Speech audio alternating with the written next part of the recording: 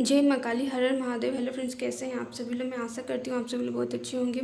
जो भी माँ काली की कृपा से वीडियो देख रहे हैं, जो भी लोग, माँ उनके जीवन के सारे कष्ट को समाप्त करें, माँ उनके जीवन में बहुत सारी खुशियाँ और पार सुख समृद्धि लाएँ। तो आज हम लोग बात करेंगे, जब हमारे शरीर में किसी माँ काली की सवारी या किसी अन्य देवी देवता की सवारी आती है, या किसी भूत प्रेत की सवारी आती है, तो उनमें क्या अंतर हम देख सकते हैं। जब हमारे शरीर में किसी सकारात्मक शक्ति की सवारी आती है तो उनके अलग लक्षण होते हैं। जब हमारे शरीर में हमारे घर के जब पितृ भी हमारे शरीर को हमारे शरीर में प्रवेश करते हैं तो उनके भी अलग अलग लक्षण होते हैं। पितृ जब हमारे शरीर में आते हैं तो हमारे जीवन में हमारे पितृगण जो होते हैं वो दो कैटेगरी के होते हैं।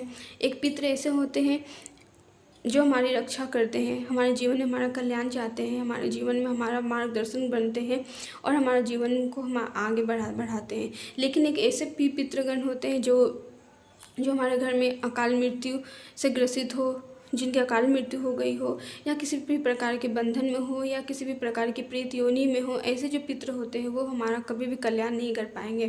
तो ऐसे पितृ जब हमारे शरीर में हमारे आते हैं सवारी के रूप में, तो हमें इनसे बचना चाहिए। उनके मोक्ष दिलाकर हमें उनकी शांति दिलानी चाहिए, उनके मोक्ष के लिए प्रार्थना करनी चाहिए। तो ऐसे सवारी यदि शरीर में आते हैं तो इनसे बचने का उपाय हमें ज़रूर जानना चाहिए। लेकिन इससे हटके यदि हमारे जीवन में माँ काली की सवारी या किसी भूत प्रेत की सवारी आती है तो इनके क्या क्या लक्षण होते हैं। हमारे शरीर में यदि कोई भूत प्रेत की सवारी आती है तो वो हमारे जीवन में कभी भी कल्याण नहीं कर सकती है। वो हमारे जीवन को हमेशा संकट में ही डालेगी। हर प्रकार की बुराई, हर प्रकार के आर्थिक तंगी, जीवन में आपसी रिश्ते को खराब कर देती है। ऐसी नकारात्मक शक्तियों की पहचान होती है। लेकिन सकारात्मक शक्तियाँ जब माँ काली या अन्य देवी देवता के चरण जब हमारे जीवन में पड़ते हैं, उन चरण जब हमारे घरों पे पड़ते हैं तो हमारे घर का कल्याण हो जाता है। एक सकारात्मकता हमारे घर में फैल जाती है, एक पॉजिटिव एनर्जी हम फील कर पाते हैं। माँ हमारी रक्षा कर रही है, माँ हमें अपने बच्चों के रूप में देखती है, माँ का प्यार हमें प्राप्त होता है।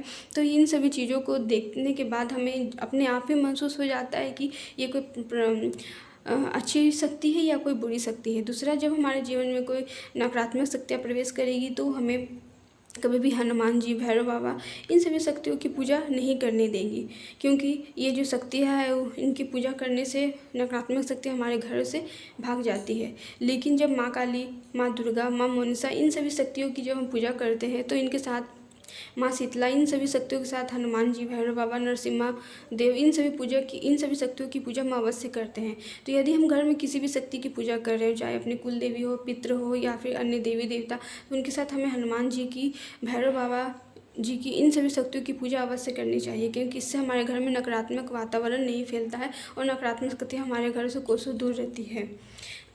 अगला, जब हमारे जीवन में कोई नकारात्मक शक्ति है या सकारात्मक ही है, हम कैसे पहचानते हैं। तो जब नकारात्मक शक्ति हमारे घर में प्रवेश करती है तो वो हमारे जीवन में आने से विभिन्न प्रकार की तामसिक चीज़ों को भोग लगाने के लिए बोलती है, उन अन्य अन्य चीज़ों को, खाने पीने की चीज़ों का मांग करती है, ऐसा वो डिमांड करती है। और लेकिन सकारात्मक शक्तियों को हम जितना देते हैं वो उन्हीं से संतुष्ट हो जाती है। वो कभी भी हमारे जीवन में कमी नहीं निकालती है, क्योंकि ईश्वर सब जानते हैं कि हम कितने देने योग्य हैं और कितने देने योग्य नहीं हैं। हम कितने चढ़ावा ईश्वर को चढ़ा सकते हैं, ये ईश्वर इन सभी चीज़ों को नहीं देखते हैं। ईश्वर बस भाव के भूखे होते हैं। यदि हमारे भाव सच्चे हैं तो हम देवी देवता को अपने भाव के स्वरूप में जो हमारे से बन पड़ता है हम वो ईश्वर को चढ़ाते हैं। लेकिन नकारात्मक शक्तियाँ ऐसी प्रकृति की नहीं होती है, वो अपने तामसिक चीज़ों का भोग अवश्य ही मांगेगी। अगला ये निशानी होता है कि कोई नकारात्मक शक्ति हमारे शरीर में प्रवेश करती है तो वो हमारी बुद्धि को बांध देती है। बुद्धि को इसलिए बांध देती है कि नकारात्मक शक्ति जब हमारे शरीर में प्रवेश करती है तो हमारे घरों में, जीवन में संकट आ जाते हैं और हम इन संकटों से बचना चाहते हैं। लेकिन संकट से बचने के लिए हमारे कोई जीवन में कोई मार्गदर्शक नहीं होते, कोई अच्छे तांत्रिक साधक नहीं होते जो हमें इन संकटों से निकाल सके। तो हमारी बुद्धि को बांध देती है कि हम जीवन में कहीं कहीं जाए नहीं, वो अच्छे साधक के पास, अच्छे तांत्रिक के पास हमें जाने देंगे ही नहीं। हमें बहुत सारे मुसीबत में उलझा के रख देती है, हमें ये सब भ्रमित करती है कि हम वो एक अच्छी शक्ति है और हमें उनकी सेवा करनी चाहिए। तो इन सब चीज़ों से वो बचने नहीं देगी। तो जब हमारे घर में कुछ बुरा होने लगे और कई वर्षों से हम कुछ बुरी चीज़ों को फेस कर रहे हैं, कोई मुसीबतों को झेल रहे हैं, तो हमें ये समझना चाहिए कि ये कोई नकारात्मक शक्ति है जो हमारे घर का कल्याण नहीं कर रही है, हमारे घर का बेड़ा गर्क कर रही है। जब और अगला संकेत हमारे जीवन में हम और भी पा सकते हैं, जब कोई नकारात्मक शक्ति होती है, सकारात्मक शक्ति होती है। यदि किसी के शरीर में कोई शक्ति प्रवेश कर रही है और वो इंसान विवाहित होते हैं, तो उनके जो स्त्री हो या पुरुष, उनके साथ उनके हस्बैंड या वाइफ के साथ रिश्ता वो ख़राब कर देते हैं, उनके आपसी रिश्ते को वो ख़राब कर देते हैं। इसलिए ये जो एक निशानी, इससे हम आसानी से समझ सकते हैं कि कोई नकारात्मक शक्ति है, और साथ ही साथ घर के अन्य परिवार के सदस्यों के साथ भी उनका रिश्ता ख़राब कर देते हैं। उनकी शारीरिक कष्ट, उनकी मानसिक स्थिति भी खराब होने लगती है। ये जो निशानियाँ होती है एक नकारात्मक शक्ति की होती है। लेकिन इसके विपरीत जो सकारात्मक शक्ति होती है, यदि कोई किसी के शरीर में प्रवेश करती है तो उनका मानसिक स्थिति सुधरने लगता है, मानसिक और शारीरिक स्थिति भी सुधरने लगती है। उनके चेहरे की एक उनके चेहरे में कैसे रौनक होते हैं, ऐसी तेज होती है, ऐसा आभा मंडल उनके चेहरे में बनते जाता है जो देवी प्रकृति के होते हैं। उनके साथ रहने से हमें अच्छा लगता है, उनके साथ रहने से हमें जीवन में पॉजिटिविटी ऐसा फील होता है, उनके साथ रहने से हमें जीवन में अच्छे कार्य करने के ऐसे अवसर मिलते हैं। लेकिन ये नकारात्मक शक्तियों के साथ रहने के जो किसी के शरीर में नकारात्मक शक्ति आ रही है तो उनके साथ रहने से हमें भय का महसूस होगा, ऐसा माहौल हमें लगेगा। तो ये जो निशानियाँ होती है दोनों में होती है, दोनों शक्तियों के बीच में होती है। अगला हम ये देख सकते हैं, जब कोई नकारात्मक शक्ति हमारे शरीर में प्रवेश करती है तो हमारे घर में बहुत सारे मुसीबत आने लगते हैं, इतने संकट आने लगे हैं कि हम उनसे निकल ही नहीं पाते हैं। ये सारी जो निशानियाँ होती है एक सकारात्मक शक्ति और एक नकारात्मक शक्ति के बीच में हम आसानी से देख सकते हैं। जब नकारात्मक शक्ति हमारे घरों पे आती है तो उनके आने का कोई विशेष दिन नहीं होता है। जैसे कोई सकारात्मक शक्ति है, माँ काली की सवारी है, माँ दुर्गा की सवारी है, वो विशेष त्यौहार में, नवरात्रि में, अमावस्या में या किसी विशेष तिथि में हमारे शरीर में प्रवेश करती है।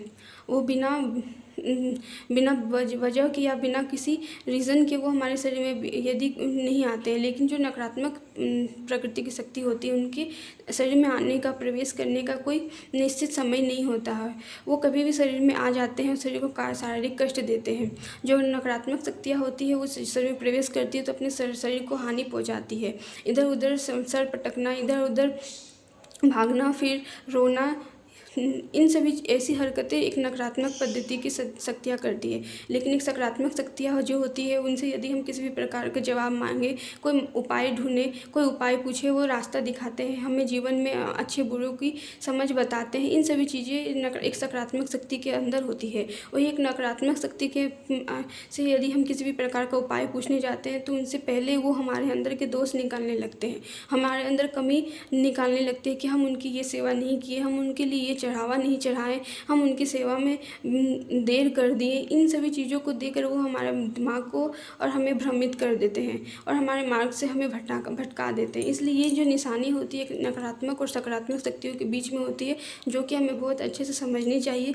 और जीवन में यदि हम इस प्रकार की समस्या से गुजर रहे हैं तो उनसे अवश्य निकले और माँ काली की सेवा, अन्य देवी देवता की सेवा करते रहें।